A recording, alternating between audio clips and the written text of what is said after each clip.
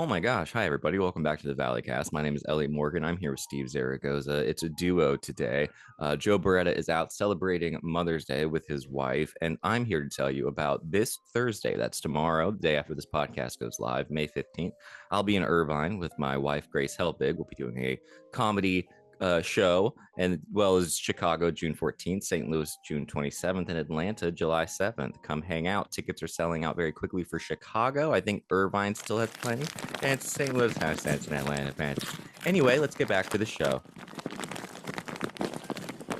Oh, hang on. Hold on, everyone. Hang on, guys. Steve's opening a bag of Ricola cough drops. Oh, actually, I don't want that. Don't feel like watching movies, so I'll watch people guess them instead. I don't know how it goes, I think it starts with your show. Do you call them cough drops or lozenges?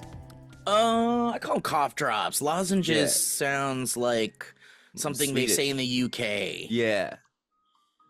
Those were lozenges. Happy Did you birthday. put my lozenges? Are they in the bin? Happy Mother's Day, man. Happy Mother's Day. I was trying to make. Ryan Faroki does this bit that is done like with good timing, and it's like you'll be in the middle of saying like some kind of whoa, what was that? Did you just? Is that my sleeper cell stuff? Here we go. Did you see that? Yes, I did. Oh, you're gonna activate me, and I'm gonna go kill the president. A little like a Men in Black thing. Go ahead. But we'll be like talking about something serious, and you'll just hear like you don't see him, but you'll hear like a bag of chips sound, and then you'll hear like like while someone's like having like a serious. So I tried to do it while you were doing your dates, and it didn't work. I liked it. Can I tell you? It's better when you explain the joke. Oh, absolutely. Those are the only kinds I like. Can I tell you about this? Okay. There's two ways we can do this. One, do you want to pick one hot topic from the Bible, and I'll use this new book I got to fact check it? Yes. Okay. Okay. So Wait. What's the other thing? the other thing is I tell you about a story related to this book that involves one of my favorite Christian rock bands. Okay. So basically, Wait. Well, then we'll just do both of those. okay. And then we gotta talk about that ball lightning thing I sent you. Well, let's talk about the ball lightning thing. First of all, what was that? Well, Let's get through abortion. Let's get through abortion, and then Let's get through abortion. slavery. Yeah. Well, what about homosexuality? That's page 170. Let's find out. Okay. This is The Bible Says So by Dan McClellan. Can you explain what it is exactly? He's a scholar of the Bible and religion, and he goes strictly according to the data and the academic consensus on what the Bible means based on the original intentions of the author. And so the author is what? It's like several people. No, The one author of the guy, Bible? Dan McClellan, and he's The author of the Bible. Yeah.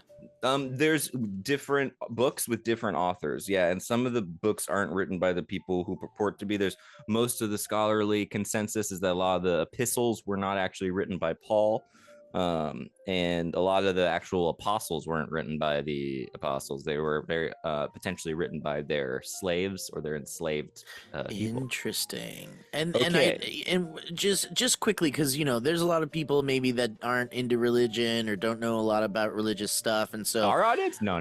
This is totally. we're broadcasting directly to the Bible Belt, just into their homes. Just their radios turn on, and it's us. I don't think we could walk into a gas station in the Bible Belt without people being like, "Oh, they're from LA." I'd have to completely wipe my fingernail polish off.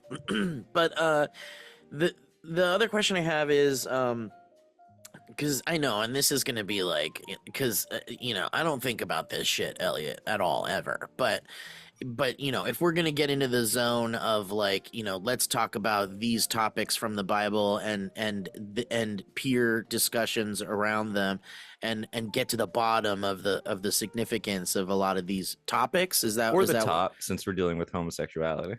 Oh, hey, that's where it is right there. And that's why I keep telling you we don't need Joe. I Because know. we have all the jokes. We have all the jokes.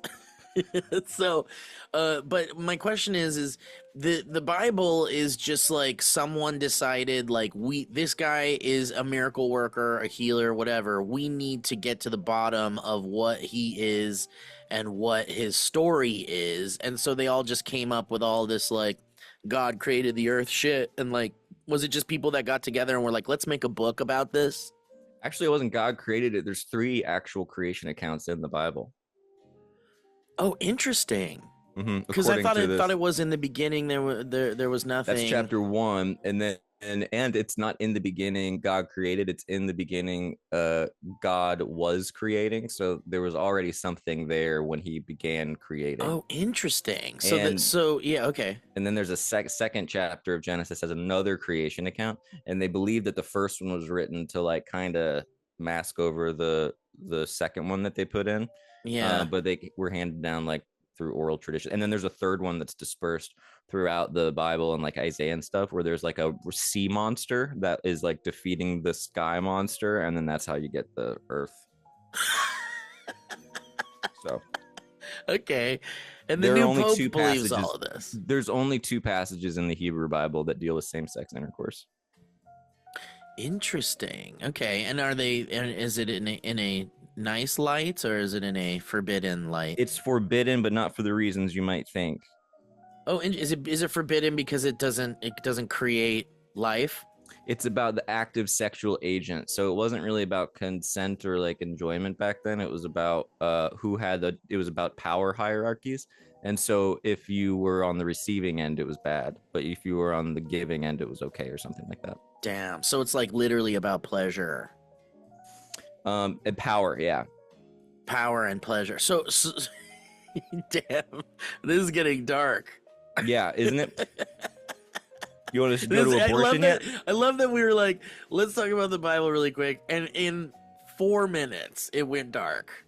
It got dark. So these passages do condemn male same-sex anal intercourse as an abomination, although the man taking the insertive role is the only one assigned any agency in the act. There is no knowledge of or concern for sexual orientation or consent expressed anywhere in or near these passages. The author of these passages had an unscientific and a prejudiced concept of the nature, origins, and outcomes of same-sex intercourse that doesn't remotely resemble how we understand it today.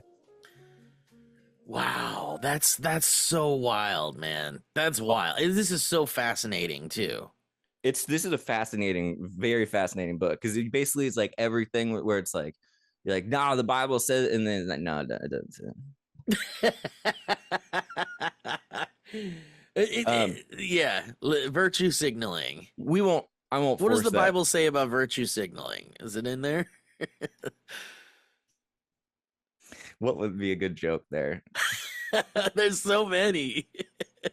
There's too much possible.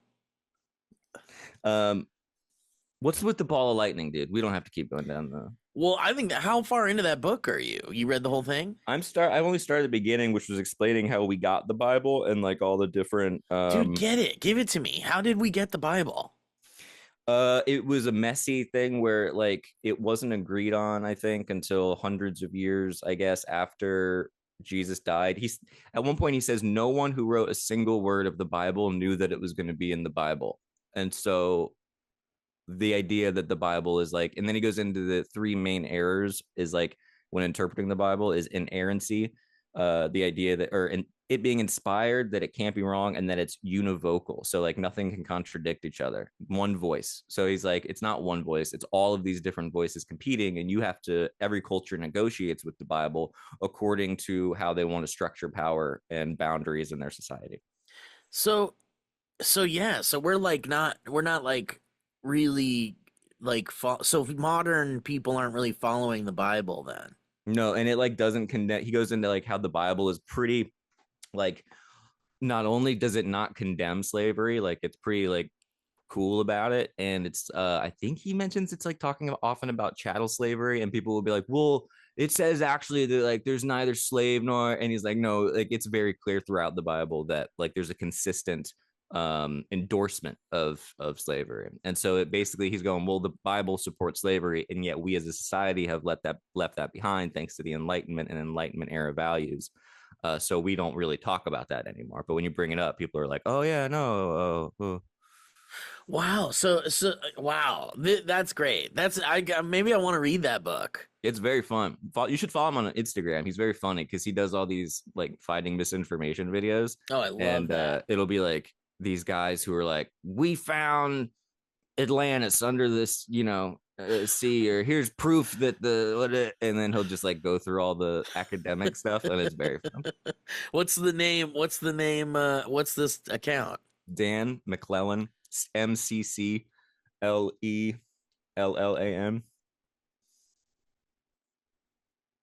Got him. Go ahead. PhD in theology and religion.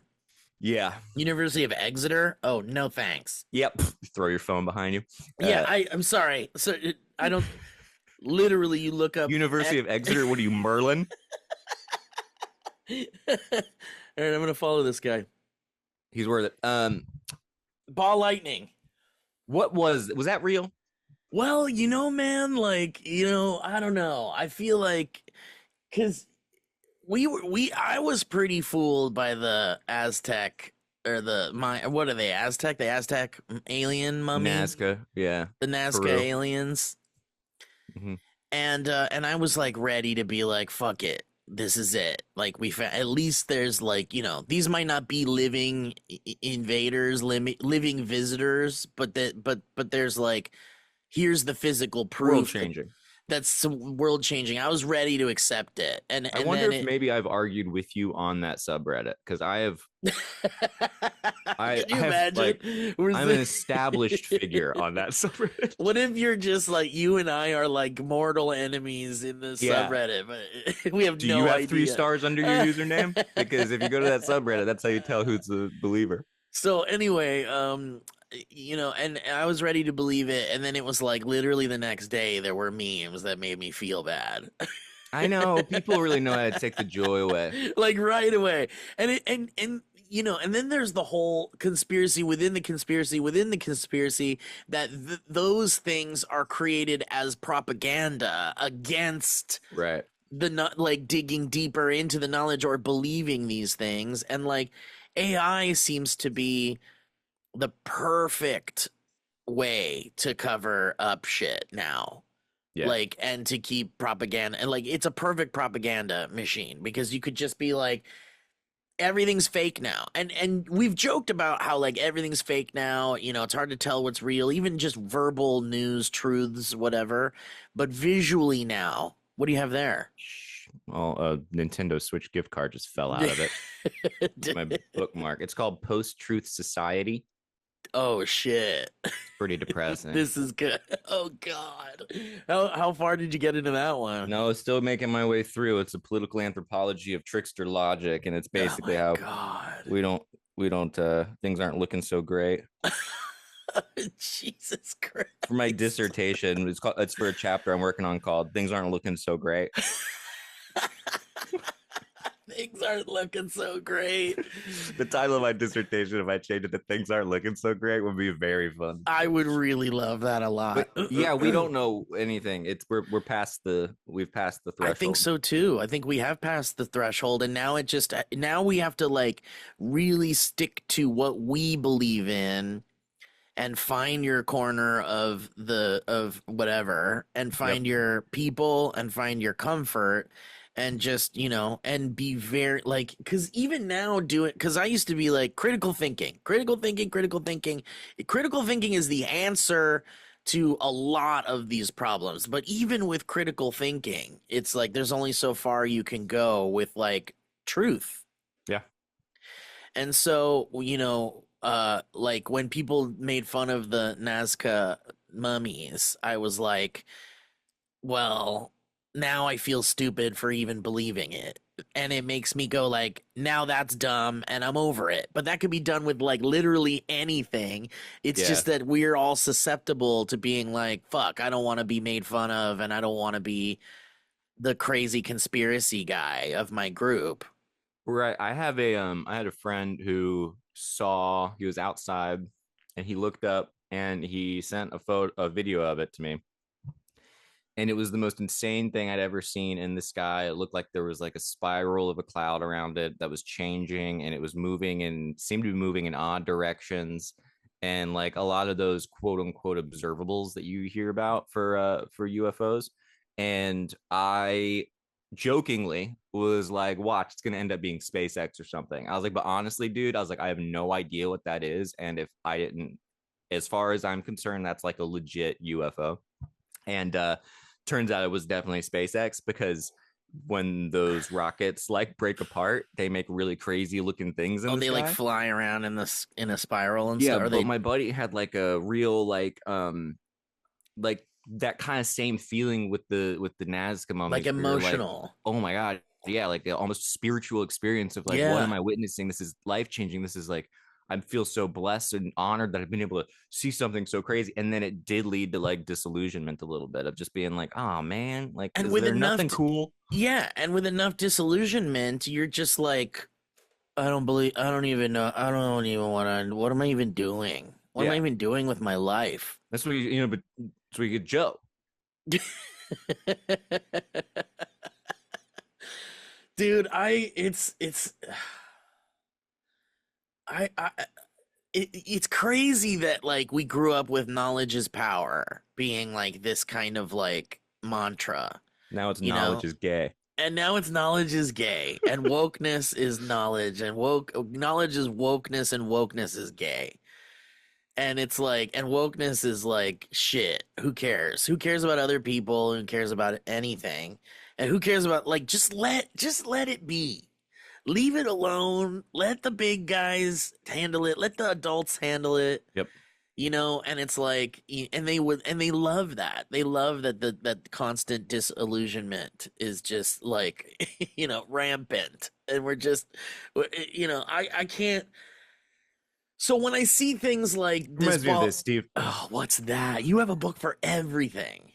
It's only if you look, it's actually the same topic. It's just the same. This is called Reality Isn't What It Used to Be. Isn't that a cool cover? That is a great cover.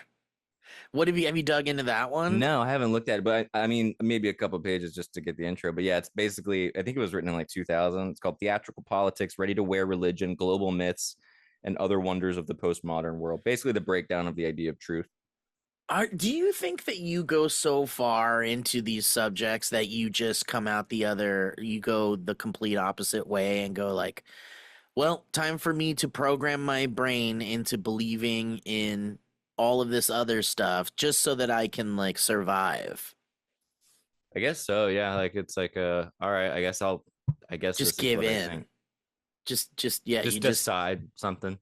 because it does feel a little bit like being on the sidelines when you're like the only one that's like really thinking and like digging deep into things, and when everyone else is just like, shut up, I just want to talk about something else, anything else. And it feels like you're on the sidelines, and it's like, and then you meet other people that kind of are that also dig into shit like you want to, and then you realize there's people that have gone too far.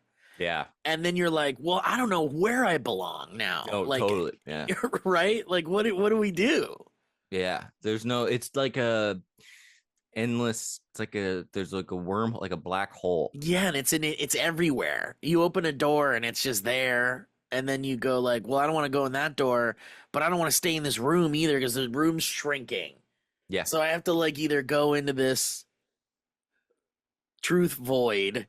Well, that's why with like the lightning ball thing, I saw that and I was like, well, I feel like there's a stopwatch in my brain of like, that's so basically for context, Steve sent a video on our shared Instagram message and it was a video of ball lightning, but it looks very insane. It looks like it's walking at one point. It looks so real. Then it looks like there's like an actual metal thing at some Yeah, point. like a physical metal thing.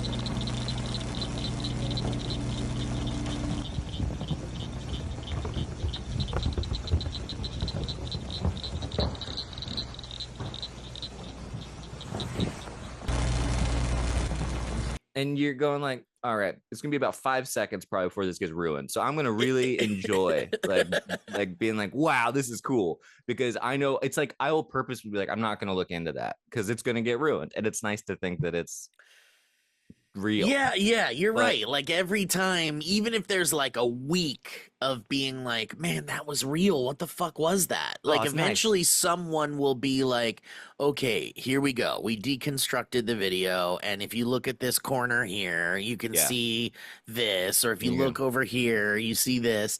And even that could be like fake. Did you see with the alien bodies? My favorite is when they were like, have you ever seen what a llama skull looks like when you turn it around? It's just the Oh, God. Nazca. Shit. And honestly, like there's another psychology to um what is it called where you can make someone believe that what you're looking at is so like you could pull up an image like almost like a Rorschach kind of thing and you could influence someone to believe that what they're Yeah. seeing is what you said it is even if it isn't. And if you took that part out of it and just let someone look at something, they might not see what you see, but if you're like persuasive enough, you can make someone believe that like just because it kind of looks like it, it's like, you know, Lee, turn this llama skull around, see, there it is. And that discredits enough. That makes it so it's almost like it can be used as a weapon Absolutely. to discredit I'm a sending you lot of this. this stuff. And AI is just making it crazier, making it worse. I put it in the chat. You don't need to show it on the thing. Yeah. Dude, AI is making it worse. And I saw like Mini Minuteman, who I follow, is very funny. He's an archaeologist guy who also debunks all these guys.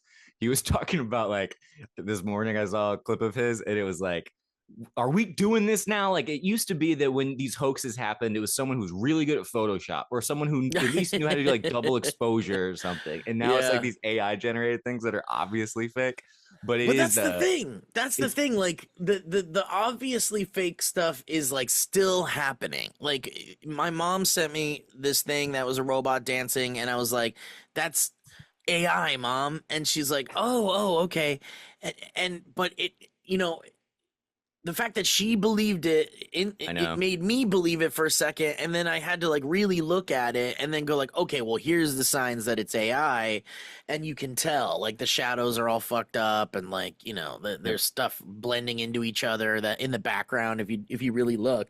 And so it's like, and there's still a lot of that, like even a lot of the there's a lot of AI stuff that I get in my algorithm, like in my Yeah. Instagram algorithm, my reels, that's like impossible breaking the laws of physics things. Like Yeah, someone it's so suddenly, extreme that you're yeah, not like yeah, it's like it's too impossible. I know what you're talking about. You're talking about when they ruin the movie with AI and then they like the person turns in that's a famous movie scene and then they turn into a balloon and float away.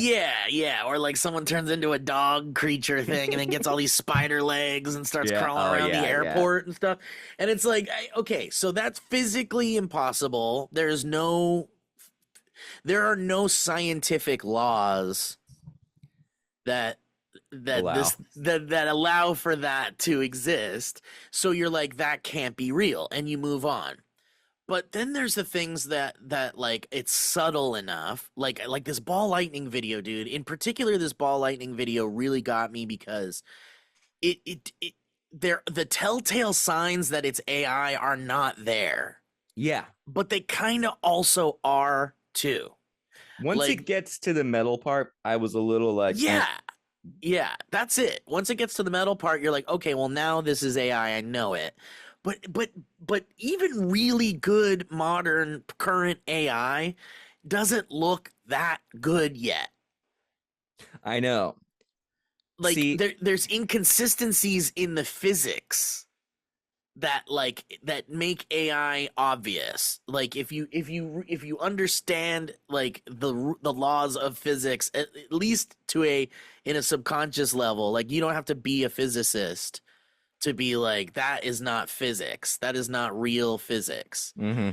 That's not obeying the laws of physics. But this thing like does, it feels like. it not only does it obey the laws of the visual laws of physics And ball from lightning is a real thing, right? But I've never yeah, seen but ball lightning with a ball. yeah, ball lightning is real, but it's like incredibly rare. And I read something like years and years ago that like ball lightning is so rare that it hasn't even actually been captured on film. Let me see.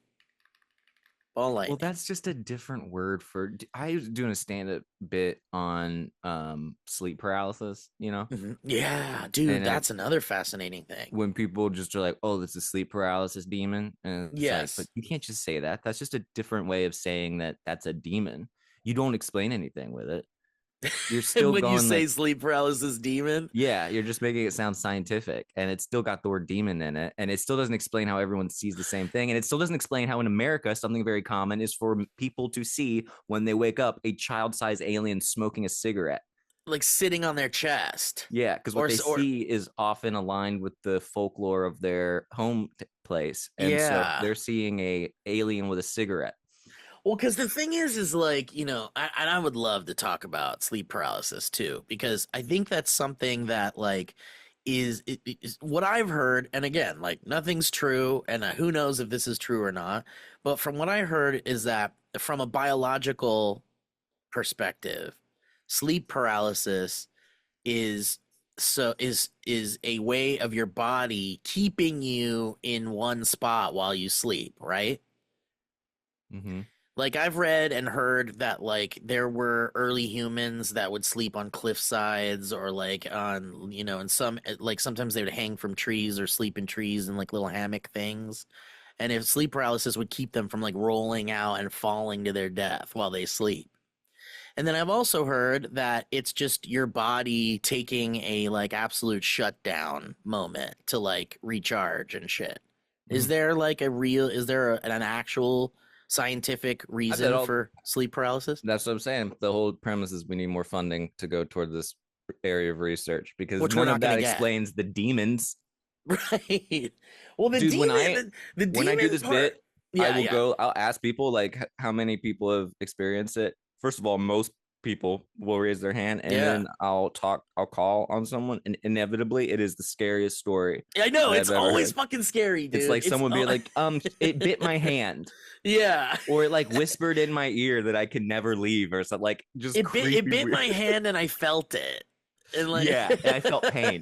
It's yeah. about the hand being bit It is so it whispered uncomfortable. something my grandma told me as she was dying and it made me cry and then it started laughing at me.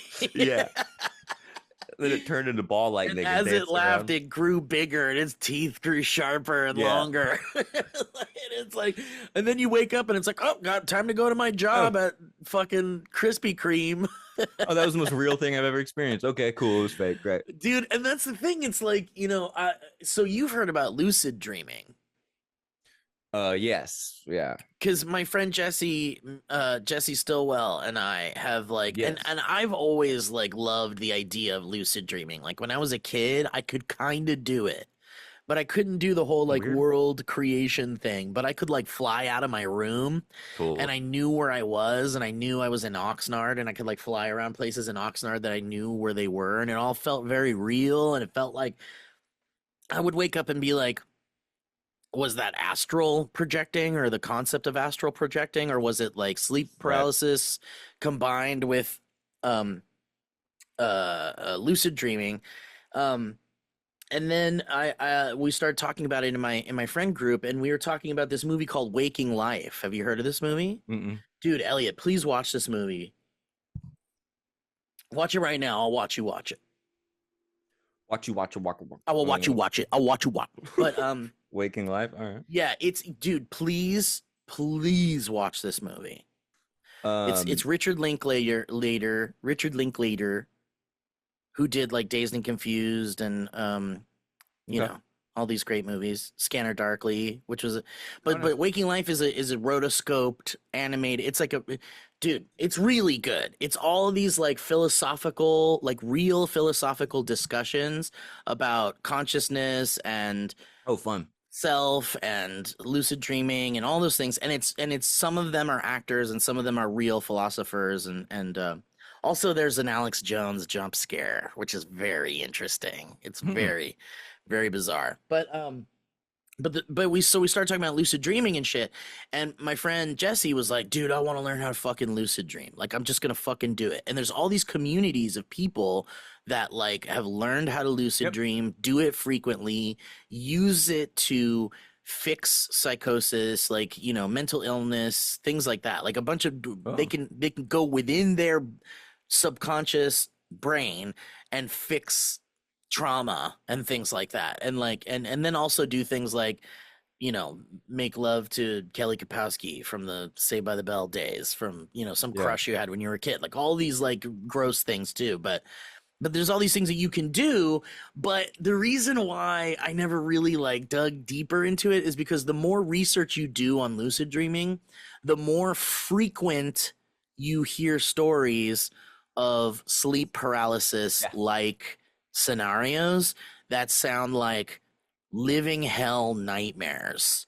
Do you know who did this in astral projection via, I think, transcendental meditation, which is like one of the crazier kinds of meditation where you kind of get in that world? Sinbad was real into that. Whoa, And he got so into really? it that he stopped because one time he would astral project and say that he could describe the inside of his parents' home and describe packages that they had in their home. Like he got so into it, but then he started to feel something jumping on his back, and it was like he described it as if it was a demon that wanted to keep him outside of his body, So essentially. like a oh my And so god. he decided not to do it anymore. And I was like, that's a crazy story, Sinbad. Yeah, it's crazy. And that's the thing, Rest in dude. Like, peace. so rest in peace.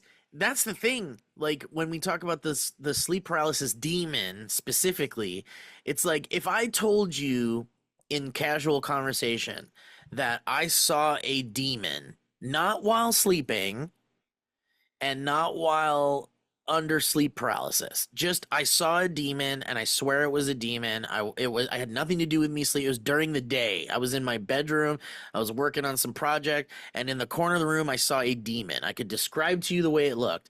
You would say that's crazy. That's insane. But if I told you the same thing but it was like a sleep thing, Right. you'd be Then, oh like, yeah. "Oh yeah, Yeah, you yeah, tell absolutely me saw it. more." So it almost like gives you an excuse to be like, "I saw a demon," without being told you're crazy by Maybe calling it a that's sleep what, paralysis demon. yeah. Because there is Freud had a theory that dreams are just crazy enough to keep you from waking up. Like they make like they're, he called it, I think, a sensor, but it's designed to keep you asleep. And so if you're a demon and you're like, you want to show someone, like if you're a demon, you don't want to show up when someone's wide awake because they're going to immediately be like, no They'll one's going to discredit believe. it. Yeah. But if it's a sleep paralysis demon, then they'll be like, oh, I had this crazy sleep paralysis thing, and they'll take it Right. more seriously. Right. And it and like yeah, it's like the only time seeing a demon would be like taken seriously because you're like you've heard so many stories of people seeing some kind of demon or alien or whatever in sleep paralysis. Yeah. And so you're like, well, then it must be some kind of, it must just be your brain associating the uncomfortable feeling of not being able to move with some Yeah. evil force keeping you there. Yep. Because what else could it be? How could you explain that your body couldn't move? Your brain Yeah. comes up with this. We're in fright, not flight mode. We're in Yep. fright, and so we're scared. We want to leave, but our brain has to come up with a reason why we can't, and Yep. so it's got to be a demon for some reason. Or the demon knows we'll come up with that excuse. Oh man, I can't deal with it. It is, and that's the same shit we've been talking about with like the ball lightning video and shit, and like the fucking the mummies, the alien mummies, because it's like anyone could just be like, "No, it's this, you idiot," and then go like, "Oh, you're right," and then another person could be like, "But that's what they want you to think, isn't it?" And then you're like, "Oh, I'd rather just love peanut butter and the Wiggles and Right. not think beyond that." there's a documentary series that we started watching and finished last night called like Gold and Greed, and it's about I don't know if you remember this. There was a guy like a decade ago, maybe 15 years ago, who was a rich dude and was like, I'm going to take a bunch of my artifacts. He used to be an art dealer to like celebrities, and he's just very wealthy, and his house is filled with all this priceless stuff. And he decides he's going to do a treasure hunt. He's 80 years old, and he takes a box and he fills it with between $1 and $5 million worth of gold. And he goes into somewhere in the United States and he hides it. And then he writes a memoir. And in the memoir, he puts a poem. And he says, in this poem is all of the clues you need to find this treasure. And the books fly off the shelves. He sells a ton of his memoir. Oh my God. He starts getting on like national news and starts getting hundreds then thousands of emails a day. And it becomes this entire, there's subreddits, there's people who go and like listening to every interview, assuming he's dropping new hints. There's all these people who dedicate years of their lives to trying to find, and then people start dying because they end up getting lost in the woods, or they end up getting like I think 3 or 4 people end up dying. And so then there's this cry for him to stop the treasure hunt because people are dying. It's dangerous. Like, I'm not going to stop the treasure hunt. How fair would that be to all these other people?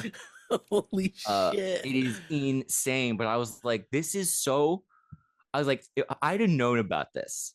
I'm not like an outdoorsy guy. I don't think I could solve the puzzle anyway, but like, the puzzle led to so many different places, like, and everyone thought they had the right area. Wow. And eventually it is found by someone, and it's real. Yeah, it was totally real. It had later, I think it said it had like 1 point something million of stuff in it, and it was completely real. Wow. And so the poem did have real clues to a real location. Yeah, and it was and one person found it. One person, but other people were very, very close to it. Holy shit. And then like this dude would answer every call when people called, like this old man, and like email, he would email back and they'd be like, are we close? He wouldn't tell them if they were like, there were these.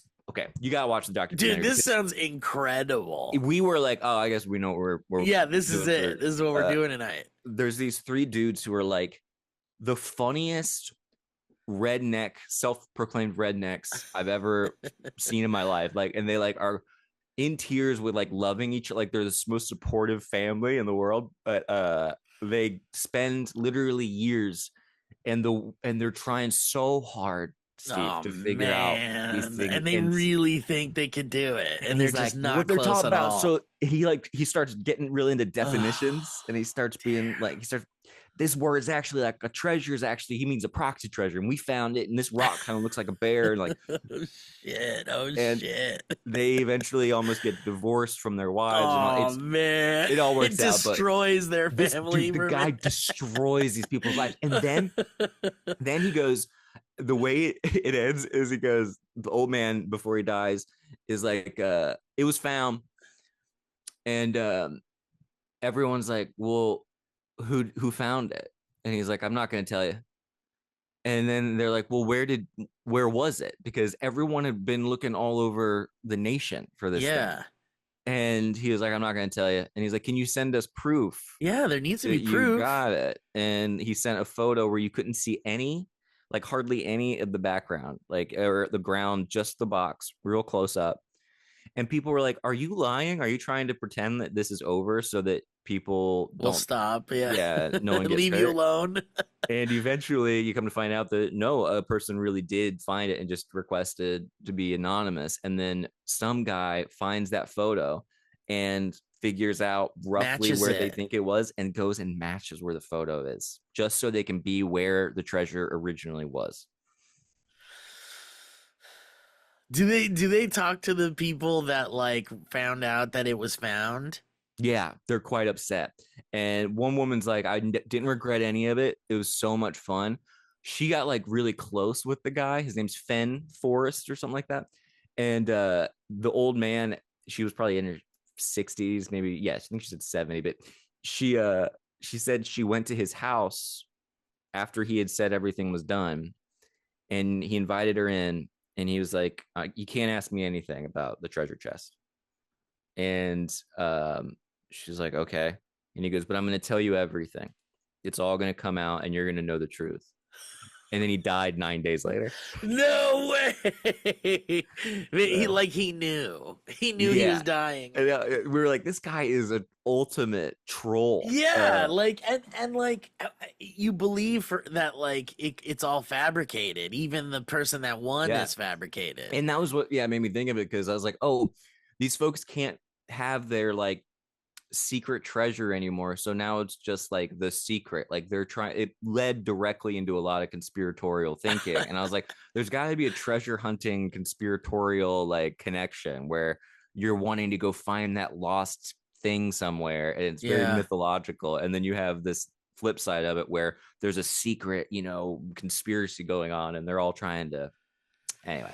Damn, Great that's documentary. crazy. I have to look into this. That sounds amazing. That's a good a good concept. They should just turn that into a movie, like not just a documentary, but like a narrative Yeah. movie. Apparently they're trying to do more too, and people are trying to recapture the like magic. And I was like, man, what would it is such a dream to find a buried treasure somewhere. Yeah, because you're like, there's no way I'm gonna make this kind of money Yeah. ever by doing anything. There's That's nothing I what, can do to make that kind of money. So if it's just there and it was there for for me, 10 years. 10 years. Yeah. It And, never, and and there's no confirmation of where it actually was. Like there is a confirmation of where it was or now they where the found poem it. leads, and it all makes sense. Like you could decipher the Yep. poem to find. Wow, that's crazy. That's Yeah. so crazy. He actually did do it. Yeah. That part was all legit. And then it ended up being like 500 feet from the road or whatever, but it was like this area in Yellowstone that he used to fish at with his dad. And then Wow. can you imagine finding a chest and opening it and Oh being my like, God. Unless there was, if there wasn't a game associated with it, I'd be like, I'm going to be killed for this. absolutely. I'm going to be fucking killed for this. Dude, that's wild. All right, well, let's end there. All right. Guys, thank you so much for listening to us ramble on about the lack of true information that we will never receive about anything for the rest of our lives. It's very true. We love having you with us as we as a society descend into complete mental ambiguity regarding even the most basic facts. I think consciousness as an evolutionary thing will evolve into going away because it doesn't serve it doesn't help the continuation of the species to be conscious. I think consciousness itself is fundamental and will end evolution since it is no longer serving consciousness. That doesn't make any sense. Dude, in Waking Life someone says that consciousness it is will be affect like the people that are sociopathic and evil and lean towards selfishness and lack of empathy is an evolutionary error. Hmm. And it will be corrected in evolution of humanity. I mean, that's just kind of like closet hopefulness, probably. Sounds a little, yeah, because it seems But like every human has the capacity for that. yeah, but does that serve the evolutionary guidelines? Yeah. Does that serve the purpose of our existence, which is to reproduce and survive? It feels like. I like the idea. Yeah, I think human consciousness could be and is considered in some thought areas to be an aberration of evolution, not a natural progression, because we don't act on our own best interests. We act Right. against our own best interests. We can't handle consciousness. Like it's like we don't have the capacity to handle it, it feels like. Yeah, and I think the term is consciousness or metacognition. It's like not even just being conscious, it's aware that you're conscious. We didn't ask for this. No. We didn't ask to be aware that we're aware. No. And not only did we not ask to be aware of awareness, we're also surrounded by things that also don't have consciousness. And so we have to suffer knowing that there are things that are enjoying a more elevated version of life. Yeah. It's And almost like we're in hell. astrology is a nice user-friendly belief system. It doesn't ask much of you and explains any number of things. It tells you why you are the way you are, why your friends are the way they are. Isn't that just like a Scorpio, and why the things that are happening today are happening today? Although it is a body of beliefs that are quite capable of being tested and falsified, the charges of skeptics bounce off like bullets off of Superman's chest. A recent book by one group of skeptics tells of a French investigator who placed an ad in a Paris newspaper offering completely free your ultra personal horoscope, a 10-page document. Take advantage of this unique opportunity. Send name, address, date, birthplace. Got about 150 replies and sent them all the same horoscope, that of a man who had murdered several dozen people and dissolved their bodies in quicklime. He enclosed with each horoscope a self-addressed envelope and a questionnaire asking about the accuracy of the reading. 94% said the horoscopes were right on descriptions of themselves, and 90% said their positive assessment of it was shared by their families and friends. Shit. Reality isn't what it used to be, by Walter Truett Anderson. We're just grasping for answers. We're tearing at the void for answers. And if someone can tell us they have answers and there is even a slight bit of accuracy to their claims, then you're just in. Buy him. That's a very Gemini thing to say. Bye, everybody.